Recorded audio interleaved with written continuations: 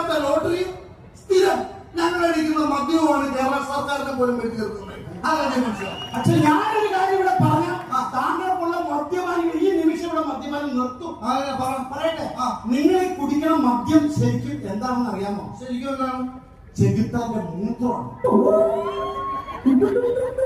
അതേ നമ്മളെ ചെകുത്താന്റെ മൂത്രം കുടിക്കണേ. ഒരു സംശയം, കേരളത്തിൽ ഇത്രയും ബാറുകളിലും ഈ കണ്ട ബിവറേജുകളിലും ഇത്രയും മൂത്ര സപ്ലൈ ചെയ്യാൻ ചെകുത്താന്റെ മൂത്ര സംഖ്യ ഇടുക്കി ഡാമാണ്. അല്ല, നമ്മളങ്ങനെ കളയാകാം. നമ്മൾ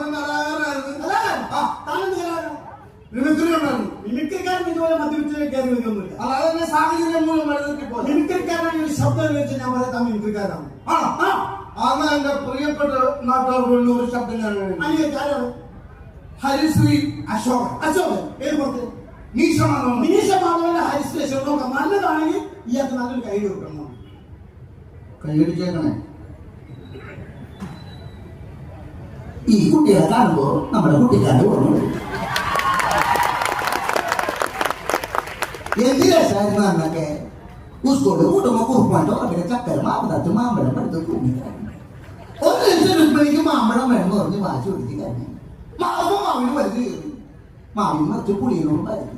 പുളി മുമ്പ് കഴിച്ചിട്ട് മാറുമ്പോ നിലത്ത് വീഴുമ്പോഴും രണ്ട് ചക്കര മാമ്പഴവും മാറോട് കെത്ത് പിടിച്ചിട്ടുണ്ടായിരുന്നു.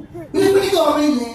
അങ്ങനെ ഇന്ന കമ്പനി മുന്നിൽ ഒരു യന്ത്രം പാട്ട് പാടാനല്ല താഴമ്പുള്ള തണുപ്പുള്ള രാത്രി തടിച്ചിരിക്കരുതേ സുപ്രഭാതോ. അടിപൊളി, നല്ലൊരു കൈയടി പറയുന്നു. ഓക്കെ, താങ്ക് യു ചേട്ടാ, താങ്ക് യു. എന്തായാലും സന്തോഷം. എന്റെ ചേട്ടന്റെ പാട്ടുമ്പോഴോ പാടിയതാണ്. നിങ്ങളുടെ ചേട്ടന്റെ പാട്ട് എന്റെ ചേട്ടന്റെ പാട്ട്. നിങ്ങളുടെ ചേട്ടനാണ് ഗാനമേള പാടുന്നത്. ആലമേളയോ? പിന്നണി ആദ്യക്കും മേലെ